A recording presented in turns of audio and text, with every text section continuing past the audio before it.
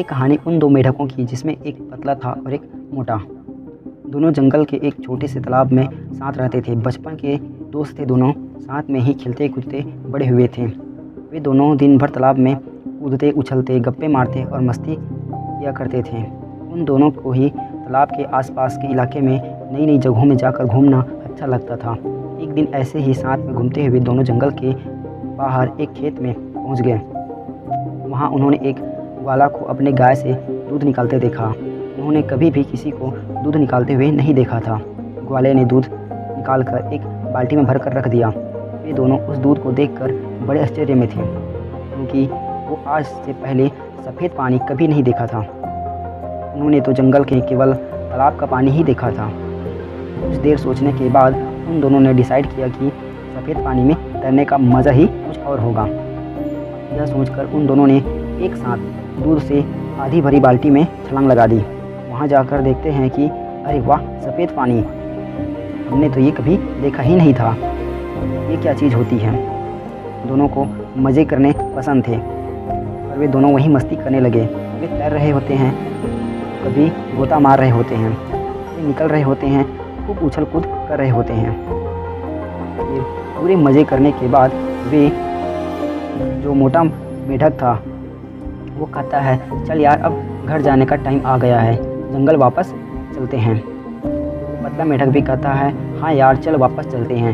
वो दोनों बाल्टी से बाहर छलांग लगाने की कोशिश करते हैं और बाल्टी बहुत बड़ी होने के कारण छलांग लगाने पर वो बाल्टी से बाहर नहीं निकल पाते हैं। और वो देखते हैं कि वहाँ पर बहुत ज़्यादा फिसलन थी। वे जब भी कूदने की कोशिश करते थे उनके पैर फिसल जाते थे। उन्होंने लगातार कई बार प्रयास किया, कभी बाल्टी के बीच से तो कभी बाल्टी के किनारे से कि दीवार के सहारे कूदने की कोशिश की, लेकिन दूध की चिकनाहट और फिसलन की वजह से वे बाल्टी के बाहर नहीं निकल पा रहे थे। अब जो वो पतला मेढक था वो मोटा मेढक से कहता है, देख भाई, निकलना तो है ही हमें इस बाल्टी से, कोशिश तो करनी ही पड़ेगी, पर हमने बहुत बार कोशिश करके देख ली, लेकिन हम खुद को बाल्टी से बाहर नहीं निकल पाए, क्योंकि बाल्टी में बहुत ज़्यादा फिसलन है। तो हम क्या करते हैं, हम तैरते रहते हैं, फिर कोई ना कोई आकर इस बाल्टी से हमें बाहर निकाल ही देगा। मोटा मेढक पतले मेढक की बात मान लेता है और दोनों तैरते रहते हैं। 1 घंटा, 2 घंटा और 3 घंटा हो जाता है, तो तैरते ही रहते हैं, कोई आकर उन्हें बाल्टी से बाहर निकालता ही नहीं। जो मोटा मेढक होता है वो तैरते तैरते थक जाता है। वो कहता है, भाई, मैं और पैर नहीं चला पाऊँगा, कई घंटों से मैं तैरते तैरते चुका हूँ। पतला मेढक कहता है, भाई देख, अगर तू पैर चलाना बंद कर देगा तो डूब जाएगा और कुछ देर में सांसें रुक जाएगी और तुम मर जाओगे। तुम्हें मरना नहीं है, वो पैर चलाता रहे। मोटा मेढक थोड़ी देर तक पैर और चलाता है और फिर कहता है, भाई देख, हमने बहुत साथ दिए एक दूसरे का, हम दोनों बचपन के दोस्त हैं, आपस में बहुत मस्ती और हंसी ठिठोली की है, लेकिन मुझे लगता है कि आज ये सब खत्म होने वाला है। आज मुझे लगता है कि ये मेरी ज़िंदगी का आखिरी दिन है। मैं और मेहनत नहीं कर सकता, मैं और पैर नहीं चला सकता और अब शायद मैं डूबकर मर जाऊंगा। और उस पतले मेढक की आंखों के सामने उसका वह बचपन का दोस्त डूबकर मर जाता है। यह सब देखकर पतला मेढक और ज़्यादा तेज़ी से पैर चलाने लगता है। उसके अंदर आग लग जाती है कि अब कैसे भी करके मुझे इस बाल्टी से बाहर निकलना है, मुझे हार नहीं माननी है।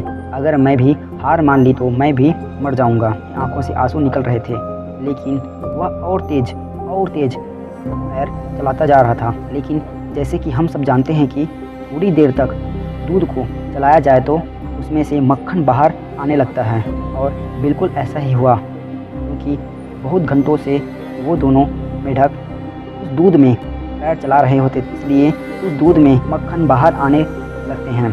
साथ ही कुछ घंटों से रखे होने के कारण दूध कुछ जमने भी लगा था, दही जैसा शेप लेने लगा था।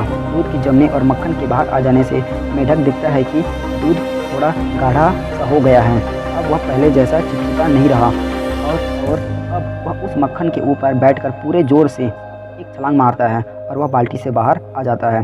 बाल्टी से बाहर आने के बाद उसे कुछ समझ नहीं आता कि आज उसके साथ क्या हुआ है। उसका सबसे ज़्यादा अजीज़ दोस्त, उसके बचपन का यार, आज उसकी आंखों के सामने डूबकर मर गया। और उसकी मौत क्यों हुई? क्योंकि उसने हार मान ली। अगर वो भी थोड़ी देर तक और पैर चलाता रहता, हार न मानता, तो आज भी जिंदा होता और आज वह बाहर आ जाता। दोस्तों, इस स्टोरी के माध्यम से समझाना चाहता हूँ कि चाहे ज़िंदगी में कुछ भी हो जाए, लेकिन कभी हार नहीं मानना।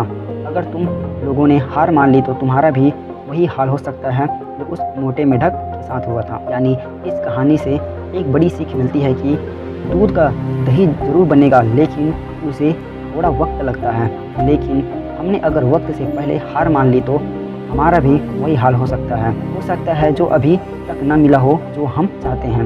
लेकिन लाइफ में सफलता उन्हें ही मिलती है जो कभी हार नहीं मानते। ये भी हो सकता है कि वो सब न मिले जिसे हम हासिल करना चाहते हैं, लेकिन हमें से ये सुकून कौन छीन सकता है। उस चीज़ को पाने के लिए हमने आखिरी दम तक प्रयास किए। एक बात याद रखना दोस्तों, हम हारते तब नहीं जब लोग हमसे कहते हैं कि तू हार गया, क्योंकि हम हारते तब हैं जब हम खुद हार मान लेते हैं।